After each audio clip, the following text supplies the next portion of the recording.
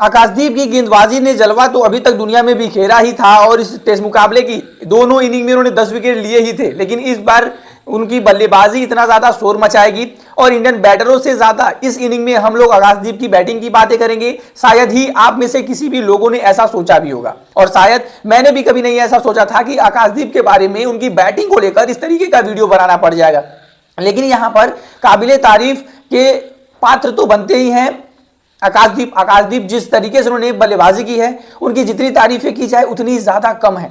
जिस तरीके से उन्होंने नंबर 4 पर आकर ना ही सिर्फ 4 की पोजीशन को होल्ड किया, बल्कि उन्होंने 66 क्रूशियल रन बनाए और वो भी इस जगह पर जहां पर एकदम ग्रीन टॉप विकेट है। इंग्लिश गेंदबाज जो है वो एकदम कहें तो आग का गोला फेंक रहे थे और पहली इनिंग में हमने देखा कि किस तरीके से इंडियन बल्लेबाज जो थे वो ढेर हो रहे थे। आखिर उसी विकेट पर आकर आकाशदीप चौथे नंबर पर 66 रनों की एक शानदार पारी खेलते हैं। और इसमें मजेदार बात पता है क्या है? मजेदार बात सबसे ये है कि जब आकाशदीप और उनके साथी खिलाड़ी जायसवाल जब बल्लेबाजी करने आते हैं तो तीसरे दिन के शुरुआत में जो कुछ भी कमेंटेटर्स ने कहा था वो सुनकर आप भी हंस दोगे। मतलब हाँ, कमेंटेटर्स का यही कहना था कि अगर आकाशदीप किसी तरीके से 15-20 मिनट आधे घंटे का वो खेल किसी तरीके से अपने बल्लेबाजी से रोक देते हैं या फिर वो एक गेंद खेलते हैं सिंगल लेकर या यशस्वी जायसवाल को दे देते हैं और वो ज्यादा परेशान नहीं होते, तो ऐसे तौर पर इंडियन टीम के लिए ये काफी ज्यादा इंपॉर्टेंट होगा। और आकाशदीप ऐसे कर कहीं ना कहीं इस दिन को भी खत्म की तरफ ले चलेंगे और आधा घंटा 60 मिनट अगर वो बल्लेबाजी 1 घंटा कर देते हैं तो इसमें चीजें और भी ज्यादा बेहतर हो जाएंगी। लेकिन चीजें उससे ज्यादा बेहतर हुई और आकाशदीप ने ना सिर्फ आधा घंटा बल्लेबाजी किया है बल्कि उन्होंने इतना ज्यादा रन बना दिया कि इस इनिंग में सुमन गिल, केएल राहुल, साई सुदर्शन जैसे खिलाड़ी भी नहीं बना पाए।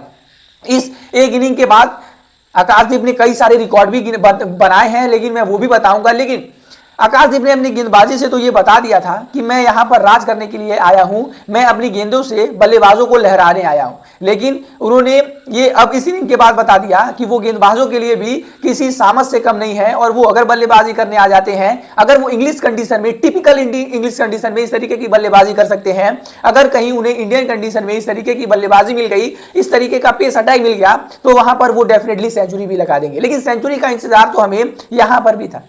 मतलब हाँ, जिस तरीके से इस खिलाड़ी ने 66 रन बनाए, इस 66 रन के दौरान इन्होंने 12 चौके लगाए, यानी 12 चौके 48, तकरीबन इन्होंने 48 रन, 50 रनों के करीब तो इन्होंने सिर्फ और सिर्फ बाउंड्रीज से लगा दी। और ये बात बताता है आपको कि ये किस तरीके का बल्लेबाज है। मतलब हाँ, कोई खिलाड़ी अगर 66 रन बनाता है, उनमें से अगर वो सिर्फ 48 रन बाउंड्रीज से लगा देता है, यानी कुल मिलाकर उसने 26 से 28 रन ही 18 रन ही इसने सिर्फ और सिर्फ किसी अलग तरीके से बनाए हैं और बाकी उसने सिर्फ और सिर्फ बाउंड्री से बनाए हैं। तो ये कितनी ज्यादा बड़ी बात है। और इसी तरीके की आज आतिशी पारी खेली आकाशदीप ने। कहीं ना कहीं इस पारी की हमें काफी ज्यादा जरूरत थी और अगर इंडियन टीम 350 के पार लीड ले पाई है तो उसकी बुनियाद कहीं ना कहीं यशस्वी जायसवाल के बाद इन्होंने ही रखी है, क्योंकि केएल राहुल जल्दी आउट हो चुके थे, साई सुदर्शन जल्दी आउट हो चुके थे। एज अ टैलेंटर इनको भेजा जाता है, उम्मीदें यही थी कि ये विकेट को बचा के रखेंगे और विकेट नहीं गिनेजेंगे।